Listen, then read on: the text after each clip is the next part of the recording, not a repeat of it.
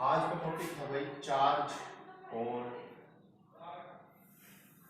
Colloidal particle.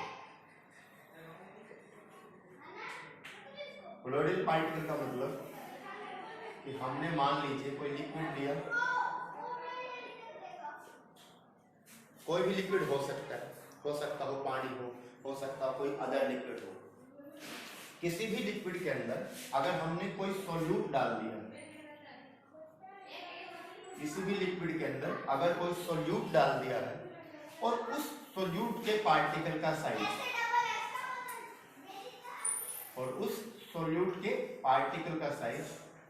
(1 nanometre से तो बड़ा होना चाहिए और 1000 नैनोमीटर से छोटा होना चाहिए। अगर कभी भी किसी सॉल्यूट के पार्टिकल का साइज 1 नैनोमीटर से तो बड़ा हो और 1000 नैनोमीटर से छोटा हो, उसको कहते हैं कोलोइडल सॉल्यूशन। और इस पार्टिकल का नाम होता है भाई कोलोइडल पार्टिकल या कोलोइडल की रेंज का पार्टिकल। अगर ये बहुत छोटा हो जाएगा, 1 नैनोमीटर से नीचे चल जाएगा तो ट्रू सॉल्यूशन हो जाएगा, और अगर ये बहुत बड़ा हो जाए 1000 से ऊपर हो जाए तो भाई ये सस्पेंशन बन जाता है। अच्छा, आज का कंसेप्ट है कि इसके ऊपर पढ़ना अपने को चार्ज होता है कि नहीं है। हर कोलोइडल के ऊपर कोई ना कोई वैसे चार्ज रहता है। चेक करते हैं इसके ऊपर कोई ना कोई चार्ज होगा कि नहीं होगा। वो कैसे डिसाइड करें? किताब के अंदर कई बार कहते हैं, जैसे एक बहुत अच्छा फेमस एग्जांपल है AgNO3, इसके अंदर हमने डाल दिया Ki। अब ऐसा तो नहीं होगा कि दोनों में से कोई दोनों के दोनों बराबर अमाउंट में हो, कोई एक तो सॉल्यूट होना चाहिए। दोनों में से कोई भी सॉल्यूट हो सकता है। केस नंबर 1 के अंदर हमने इसको सॉल्यूट ले लिया, इसको सॉल्वेंट मान लिया। केस 2 के अंदर इसको सॉल्वेंट मान लेंगे, इसको सॉल्यूट। सॉल्यूट का मतलब ये कम अमाउंट में होगा, सॉल्वेंट का मतलब ये ज्यादा अमाउंट में होगा। और वैसे बता दें भाई ये भी लिक्विड स्टेट का होता है और ये भी लिक्विड स्टेट का होता है। दोनों के अंदर अभी पार्टिकल का साइज है ही नहीं, दोनों के दोनों अभी लिक्विड स्टेट के अंदर होते हैं और दोनों में से अभी कोई भी कोलोइडल नहीं है। क्या करें? जब दोनों को ऐड करेंगे तो क्या बनेगा भाई? Ag के ऊपर हम जानते हैं plus charge, NO3 negative, K के ऊपर पॉजिटिव चार्ज, I के ऊपर नेगेटिव। दोनों के दोनों करीब करीब आयनिक से कंपाउंड है, तो Ag प्लस क्या चाहेगा कि जाकर के I से बॉन्ड बनाई जाए, तो Ag और I मिलकर के बनाएंगे AgI। और K समझेगा कि भाई NO3 से बॉन्ड बनाई जाए तो इसको बनेगा KNO3। इतना बनने के बाद अब भाई क्योंकि ये सॉल्यूट है कम मात्रा में रहा होगा, जैसे उदाहरण के लिए सोच लें कि अगर इसके 10 मोल लिए तो ये तो बहुत कम होगा, इसके 3 मोल ले लो। अब क्या होगा? 10 में से 3 Ag के मोल तो 3 I से मिलकर के 3AgI बना देंगे। 10 NO3 3 K के साथ मिलकर के 3 KO3 बना देंगे, KNO3 बना देंगे। 10 में से अब Ag तो क्या चाहेगा कि मैं सबके साथ बॉन्ड बना लूं जाकर के, लेकिन I तो भाई 3 ही है, तो Ag सिर्फ 3 ही AgI बना पाएंगे। और NO3 वैसे तो 10 में बहुत ज्यादा है, लेकिन K सिर्फ 3 से मिल सकता है, तो 3 KNO3 बचेगा। अब तुम्हारे पास बचेगा कौन? 10 AgNO3 में से 3 Ag और NO3 तो बॉन्ड बनाने में चलेंगे K और I के साथ। हमारे पास इधर 7 AgNO3 बचेंगे। अब AgNO3 भी कैसे? ऐसे टाइप में बचेंगे। अब जो ये AgI बना है ये होता है कोलोइडल पार्टिकल। हमने क्या करा? AgNO3 लिया, लिक्विड स्टेट में था, प्लस Ki लिया, ये भी लिक्विड स्टेट में था। दोनों को क्या करा? आपस में मिक्स कर दिया। मिक्स करने के बाद क्या हुआ? दोनों आपस में मिले। पहला जो बना AgI, AgI कैसे बना? ये AgI थोड़ा सा बड़ा बना देते हैं, इसको देखने में बड़ा लगेगा लेकिन होगा कोलोइडल रेंज। ये AgI बना लिया इसने। AgI एक सॉलिड स्टेट का पार्टिकल होता है। AgI एक सॉलिड स्टेट का पार्टिकल होता है। KNO3 भी और AgNO3 भी एक प्रकार के लिक्विड होते हैं। तो इसके सराउंड अभी लिक्विड के अंदर बहुत ज्यादा अमाउंट में Ag पॉजिटिव पड़ा हुआ और NO3 नेगेटिव पड़ा हुआ। अब क्योंकि वैसे तो थ्योरी बहुत सारी है कि चार्ज क्यों होता है किसी भी कोलोइडल पार्टिकल के ऊपर। चार्ज वैसे तो ये कहते हैं कि दो कोलोइडल पार्टिकल आए होंगे, एक दूसरे से टकराएंगे तो भाई एक दो लोगों से फ्रिक्शन जनरेट होगा। फ्रिक्शन जनरेट होगा तो चार्ज कोई ना कोई जनरेट हो सकता है। जैसे तुमने वो पत्थर वाला देखा होगा कि दो पत्थर को जब आपस में टकराए तो उनसे कुछ चिंगारियां से निकलती है, मतलब कोई ना कोई चार्ज डेवलप हो गई होगा।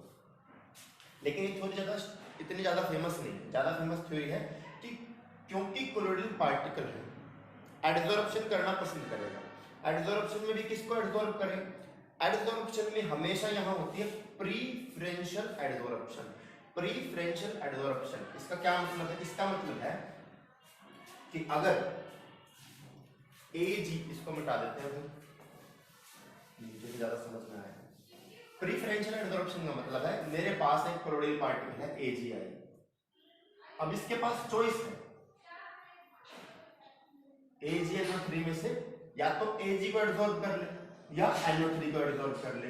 ये हमेशा अपने जैसे को एडजॉर्ब करना पसंद करता है। फॉर एग्जांपल AgI में भी Ag है और AgNO3 में भी Ag है, तो ये हमेशा चाहेगा कि मैं Ag को एडजॉर्ब करूं, NO3 को नहीं करना चाहेगा। ये क्या सोचेगा कि मैं NO3 से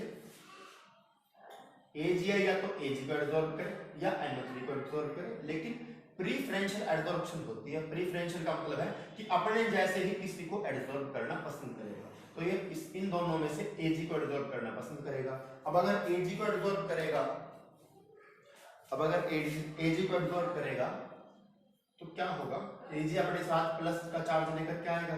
Ag positive, Ag positive, Ag positive, Ag positive.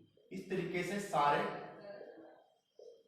इस कोलोइडल पार्टिकल के ऊपर चार्ज आ गया। तो हर कोलोइडल पार्टिकल के ऊपर कोई ना कोई चार्ज रहा होगा। हो सकता हो ये पॉजिटिवली चार्ज हो सकता हो ये नेगेटिवली चार्ज हो। डिपेंड करेगा कि साइड में कौन सा आयन इसके जैसा बचा हुआ। अगर I नेगेटिव बचा होता तो वही इधर I नेगेटिव होता। इसका एक वैसे दूसरा एग्जांपल भी है, केस नंबर 2 अभी स्टडी करेंगे। केस नंबर 2 कहता है, पिछली बार हमने AgNO3 को एक्सेस माने सॉल्वेंट लिया था। इस बार क्या करेंगे? AgNO3 को तो ले लो सोल्यूट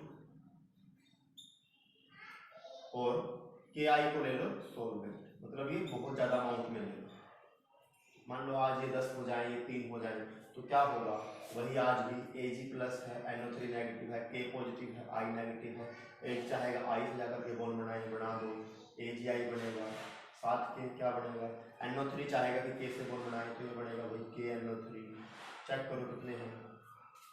3 AgI बनेंगे, 3 ही KNO3 बचेंगे। अब 10 में से 3 तो इधर चले गए, 3 इधर चले गए, तो भाई 7 KI बचे होंगे अभी भी। आज भी same solution AgI plus KNO3 plus Ki। आज क्या है? AgI फिर आज एक कोलोइडल पार्टिकल बना है, ये किसी न किसी को एडजॉर्ब करेगा। किसको एडजॉर्ब करेगा? जो इसके जैसा हो। पिछली बार AgNO3 बचा था, इस बार Ki बचा है सॉल्यूशन के अंदर। अब ये क्या चाहेगा? प्रीफरेंशियल एडजॉर्प्शन चाहेगा। प्रीफरेंशियल मतलब जो इस जैसा हो। AgI और Ki इन दोनों के अंदर I कॉमन है, या तुम प्रीफरेंशियल से अच्छा ये समझ लो कि दोनों के अंदर कॉमन जो भी होगा उसी को एडजॉर्ब करेगा। अब दोनों के अंदर भी I कॉमन है, तो ये चाहेगा कि मैं I को अपने ऊपर एडजॉर्ब करा लूं। I माने आयोडीन। आयोडीन के ऊपर नेगेटिव चार्ज होता है -1, ऐसा तुमने पढ़ा होगा। अब AgI क्या सोचेगा? आज या तो K को एडजॉर्ब कर लो या I को एडजॉर्ब कर लो, क्योंकि प्रीफरेंशियल तो भाई दोनों के अंदर I है, तो ये चाहेगा कि मैं I को एडजॉर्ब करूं। I को एडजॉर्ब करा दो। अगर I एडजॉर्ब हुआ तो आज कोलोइडल पार्टिकल हो गया नेगेटिवली चार्ज। तो या तो कोई भी कोलोइडल पार्टिकल पॉजिटिवली चार्ज होगा या कोई भी कोलोइडल पार्टिकल नेगेटिवली चार्ज होगा। न्यूट्रल नहीं होते कोलोइडल पार्टिकल। कोलोइडल पार्टिकल के ऊपर कोई ना कोई चार्ज जरूर रहता है। हो सकता हो कोलोइडल पार्टिकल पॉजिटिवली चार्ज हो सकता हो कोलोइडल पार्टिकल नेगेटिवली चार्ज हो। अब अपने को इसमें से क्या सीखना है, कोलोइडल पार्टिकल क्या समझेगा, अगर तो इसके ऊपर पॉजिटिव चार्ज है तो चलो इसके पहले तुमको बता देते हैं कि इसका फायदा क्या है। मैं क्या करूँ, अगर चार्ज में जान चुका इसके ऊपर कोई ना कोई पॉजिटिव चार्ज है, कोई ना कोई नेगेटिव चार्ज है। अगर पार्टिकली पॉजिटिवली चार्ज होंगे,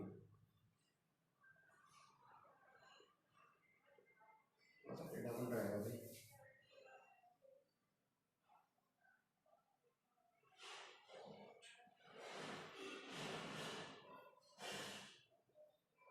ये एडवांटेज है कोलोइडल पार्टिकल के ऊपर चार्ज जानने का। भाई अपने को क्या एडवांटेज हो सकती है।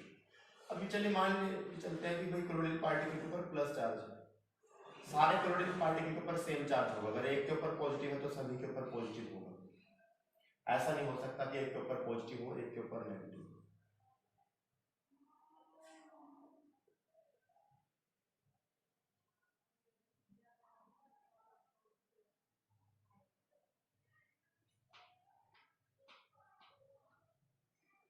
अभी कोलोइडल पार्टिकल के ऊपर चार्ज सभी के ऊपर मान के चलते हैं पॉजिटिव होगा, तो पॉजिटिव होने से क्या होगा कि जब भी ये पार्टिकल एक दूसरे के नजदीक आना चाहेंगे तो इनके बीच में एक फोर्स लगेगा जिसको बोलेंगे रिपल्सिव फोर्स, या इनके बीच में बहुत ज्यादा रिपल्शन होना शुरू हो जाएगी, क्योंकि प्लस जो है प्लस को रिपल्शन देगा। तो अगर इनके बीच में रिपल्शन हो जाएगी तो एक दूसरे के नजदीक आएंगे। अगर एक दूसरे के नजदीक नहीं आएंगे तो हमेशा दूर दूर रहेंगे, भागते रहेंगे। सॉल्यूशन में कभी इकट्ठे होकर के दो चार इकट्ठे हो जाएंगे, थोड़े से भारी हो जाते हैं। अगर ये इकट्ठे हो जाते तो भारी हो जाएंगे, भारी होकर के नीचे बैठ जाएंगे, जिसको तुम कोएगुलेशन, प्रेसिपिटेशन और एग्रीगेशन सभी इसी को कहते हो। हम कभी नहीं चाहते कि पार्टिकल जो इकट्ठे होकर के बैठ जाए, यही इसकी स्टेबिलिटी कारण है। कई बार क्वेश्चन आता है why colloidal solution are so much stable, तो याद रखेंगे क्योंकि सभी के ऊपर सेम चार्ज है।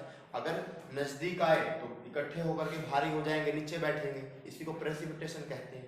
अगर नीचे बैठ गए तो मेरा सॉल्यूशन ही वेस्ट हो जाएगा। जैसे मिल्क, दूध के अंदर जो पार्टिकल होता है, दूध जो मिल्क जो होता है ना भाई, इमल्शन होता है, आगे पढ़ाएंगे कैसे इमल्शन होता है। दूध के अंदर जो मिल्क का पार्टिकल होगा उसके ऊपर भी कोई ना कोई चार्ज रहा होगा। मान ली दूध के ऊपर प्लस प्लस चार्ज है, तो एक दूसरे के नजदीक कभी नहीं आना चाहेंगे। अगर नजदीक आ गए तो सारे दूध के पार्टिकल इकट्ठे हो जाएंगे। हो सकता हो नीचे जाकर के बैठ जाए, हो सकता हो हल्के हुए तो ऊपर आ जाएंगे। अगर वे दूध के पार्टिकल अलग हो गए दूध से, तो या तो उनसे पनीर बनेगा या उनसे भाई तुम्हारा मक्खन बनेगा। तो दोनों ही सूरतों में क्या हो जाएगा, मिल्क अपनी प्रॉपर्टी लूज कर देगा। भाई हम अपने को तो मिल्क चाहिए ना भाई। इसी को बोलते हैं कोएगुलेशन, प्रेसिपिटेशन, फ्लोकुलेशन सब है। आगे आगे धीरे धीरे इनके फ्लोकुलेशन ला पढ़ाएंगे, तब समझाएंगे। आज का टॉपिक बस इतना ही।